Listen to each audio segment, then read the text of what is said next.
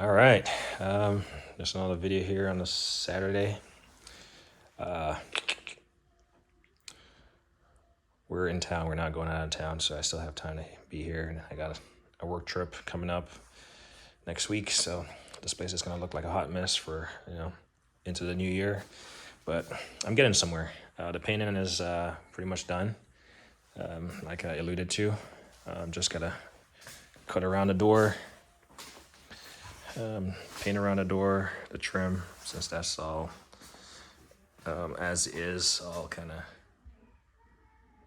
whatever. Got some tape still left on there, so that's perfect. And then, yeah, gotta finish that.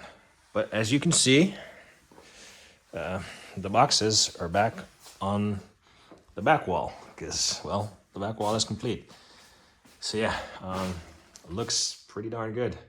It's pretty big.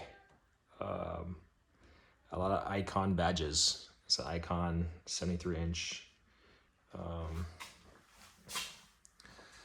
So let's see, you got an icon 73-inch bottom, the work center, and then a 73-inch overhead. And then I got two 28-inch end lockers on either side. So you see 1, 2, and each 28-inch end locker, I got an individual 56 overhead to fit on top of them. So I got 4 of them. 2 overheads, 2 6 overheads, and 4 end lockers. Originally, I was thinking about just going with a 56 bottom chest, 56 top box, and then obviously a 56 overhead. But after seeing this and seeing how fast it fills up, and just knowing how fast a toolbox fills up, because you got all the support braces, all the the slides, the support and everything else that goes into the construction, it takes away from space, right? And then you're left with, you're really limited by the side of the drawers and stuff. So you got all those thin drawers at the bottom, so you only got 2 long ones. So I was like, that would be a lot of small drawers. And I have a lot of blow molded cases. I don't necessarily want to get rid of the cases, even though I can definitely consolidate some. And get rid of some cases, because it doesn't make sense for me to have sockets and cases. I'm not really taking them anywhere, so I can take those out and get rails for them. But nonetheless, I had a brilliant idea that I was just going to get these end lockers. First, I initially bought 2, so I was going to put 1 on either side of the big box here. 1 on either side of the big box, as I was pointing in the camera view. But instead, I got 2 more. Just because I determined that I had the space, which I'm slowly running out of space.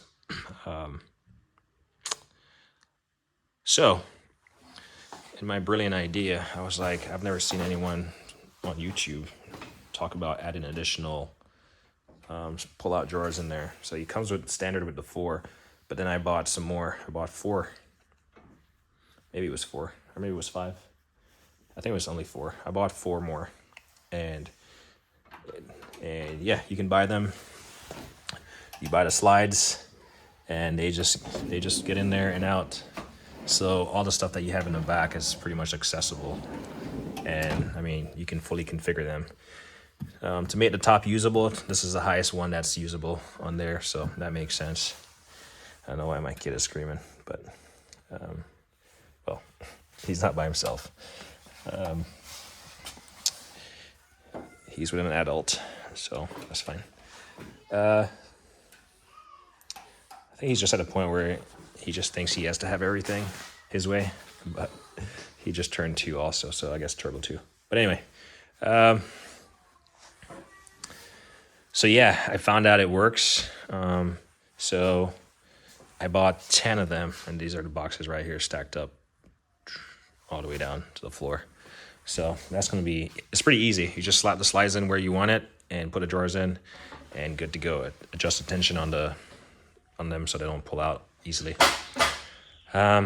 So the next thing that I have to do, so something I learned pretty easily. So as you can see, that is a lock-in swivel caster. So is that one, because I bought additional ones, and you probably see the previous video where I changed them out. When you're changing them out, because I went through the process of changing them out and then had to go back and undo them, jack the box up again, undo them because the brake set, whatever, the thing that does the brake in was flipped upwards. So instead of coming up from the bottom, it was pretty much just flopping at the top. So I had to undo them and go back. So if you ever change out your Icon casters, just be mindful of where that little brake pad is sitting. So these are the actual new wheels, but old casters. So for some reason they came as silver wheels. So these are the new wheels. So I just replaced them. I just took them apart, unbolted them, and switched them out with the black wheels from the fixed casters. So now I have 2 extra, and they're heavy duty. These are really heavy duty. These aren't lightweight. Trying to hold them in place and bolt them up was pretty challenging at best. My drill press, like I said, that will get tucked up in here. I measured it. It's like ample space for that. And it slides and it rolls, so the stuff will not get impeded. It won't present a hazard. The lockers, so basically the casters will have to stay positioned like the way they are right now, because if they turn, it's going to be taking away space from the wall. They kind of stick out from beneath the box if they turn, straight forward or this direction. So they're going to be staying like that. So if I build a platform, I'm going to have to build it to fit inside of these casters as they are right now. I am bound to move at some point in time.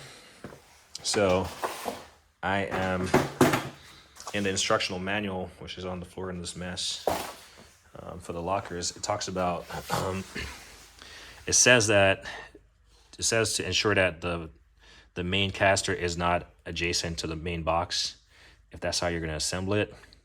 So, but I think I'm going to leave the temporary casters on, because if I take them off, I'm going to have to find somewhere to store them. Yeah, they would look cleaner, and who knows, I might, to be honest, because there's not that much to store. So we'll revisit that.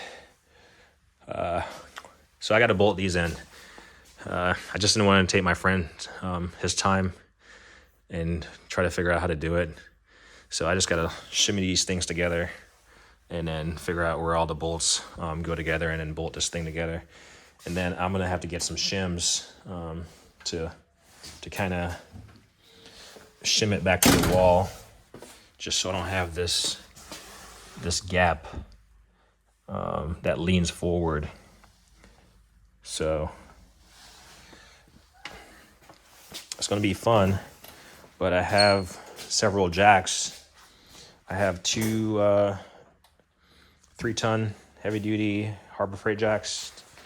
One's right here, and then I got my Craftsman, and then I got a Esco pneumatic jack that I can use. I got several means to have this stuff bolted together, and I can do a lift on, small lift increments, and then get it all level, and then, shimmy it out. And then one thing I'm gonna do, since we're in a earthquake prone environment, is I put one of the handles on each end. These are heavy duty, by the way. These are heavy duty handles. There's a stud right here. I'm gonna get an eye bolt. I'm gonna put an eye bolt in there, and then I'm gonna put a wire rope around this, because this top box is gonna be bolted to the everything else is gonna be bolted together. And should we have any shaking, I'm hoping that this will be able to hold it. Little nasty little thing up there. First one on the ceiling, creating a mess. So that's part of the plan, so this thing doesn't fall forward. Hopefully there's no earthquakes in the near future. But there was one recently, well north of us. So as you can see, a lot of work. I think the next primary plan is to, the thing that I should be doing is bolting that stuff together. And then once I have that stuff bolted together, then I can start throwing stuff in there. As you can see, if if I go up on this ladder right here, I have mats in all of them. And go up one more step, I got mats on top of them, and that one is missing a mat because it is folded up right there. So I got to cut it to size because the mat is meant to fit inside of the box. That's what it comes cut to size. The dimensions, the upper dimension is slightly wider because whereas the mat ends kind of on the inside right here, on the upper side, on the top side, it goes all the way to the edge. So luckily, actually, I think you still have to cut it. It doesn't come, I think it has, I think you still have to cut it because those upper ones, I'm pretty sure I had to cut, or I don't know, I had to do some cutting. So yeah, I got one more coming. And the reason why I got upper ones is because that's a lot of storage space. That is the entire size of the box, upper for storage. And I do think I do have adequate storage. Like this stuff is not filled up yet. And then I got those 10 drawers that I'm gonna put inside of there. So all the blow molded cases are pretty much gonna be in the overhead cabinet. And then I'll, I don't know. We'll see how I organize these remaining 10 drawers or something. I might just have, so I got what, 4? I got 8 in that. So it might be 8 per drawer, so I can put another 4 in there, and I'll have 6 remaining. So it'd be like 8 in this one, 8 in this one on this side, and then 3 more in each of them on the outer end. I think my math is correct. Yeah, something like that. 1, 2, 3, 4. Yeah, 4 here, and then I'll have 6 remaining, and then I'll split, this 3 apiece for the outside end lockers. That might be the best bang for the buck because that way the 2 inside lockers will look alike in terms of the spacing and everything, and I'll make it work for whatever fits there. So this one is gonna have, all these stationary shelves are gonna get removed, and I'm gonna put 4 more in here. Yeah, I'll put 4 more in here, and then I'll put 3 in here. Well, I might not be, with all this stuff, I'm gonna have to do some rearranging because clearly it's not gonna fit with all this stuff in there. But it might actually, yeah, it will fit. So this will be perfect. So if I have the pull-out drawers in here, this is pretty much representative of what they would look like, except they will slide out. So the stuff should fit. So that's actually perfect. The problem, not the problem, but when I was reassembling the boxes to the wall, so these were originally over this side and these were originally on that side, but it doesn't matter. I can change them around. It doesn't matter. But that's going to work out perfectly where this one is already built. It has those original 4 in the bottom, and I added 4 more drawers to the top. So out of this 10 that I have, I'm going to put 4 here, and then the remaining 6, I'm just going to split it. And it looks like this one is set up for 3 already. I'll just have 1 down there at the bottom as the base, and then, keep staggering up, and all this stuff should fit in there. And I'm gonna get away. I had all these bulk stuff. I'm not gonna buy them in bulk anymore necessarily. Certainly less bulk. And then let's look at the next one. Hopefully the next one is the N1 here. Yeah, so this is gonna take 3, and it's pretty much set up for having 3. 1, 2, 3, and all this stuff can be left in there. But I'm gonna organize all the boxes, make them make sense as far as, I don't know, whatever component of the car, all the boxes, all the tools I have associated with that component of the car is pretty much gonna be like in its own little cubby, if you will, own little section, so I can find it. And then so that's going to be a lot of space, and they're all going to be able to slide out. Yeah, I was just thinking like if they all slid out at the same time, this thing would come falling forward. But yeah, you definitely don't want to open too many drawers at the same time. You can find videos on YouTube of people doing that. And a toolbox tip. And then, yeah, I have all this space up here that I'm gonna store like lighter stuff. Like my race ramp, I can store it up there. Just really light stuff. I don't want to put heavy stuff up there, certainly. But we'll see what I get up there, what I can put up there. But yeah, this is pretty nice. I like it. It's a pretty decent setup. I see these stuff in terms of like Snap-on, and I'm not sure how much this setup would cost if it was like a Snap-on. But for a DIYer, home mechanic, a guy who does not do this for a living or has no trained mechanical, well, automotive, I should say, not mechanical, automotive training, this is way more than I need for myself and for helping out my buddies or whatever. Just doing small stuff. Like I'm not rebuilding an engine, or I don't have a project car. My everyday truck is my project car. Keep it running well. So yeah, a little bit of rambling. Let's see, anything else I can ramble about. So bolted together, and that's a given. And then using the jacks, I can jack it up. Like those wheels, I'm gonna have to turn them slightly to make it all work. Yeah, but it should be good. And then I can get, this is all the stuff. So it comes with so many push bars. Like every one of these components has a push bar. So all those are like push bars and stuff. So I got all these push bars. Then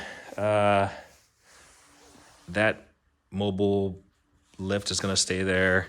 Like I said, this drill press is gonna go in the corner right there. That I gotta do a video on the compare this 4400 capacity engine crane to this engine crane, OTC, but that's the one I originally wanted. This one is more manageable as far as the space. And even when we were using this crane to lift this 73-inch overhead, this was the only one that could clear, slide underneath the box, had a sufficient clearance. That one would have been certainly too big and would not work out as far as like being able to slide up under there to get this in place.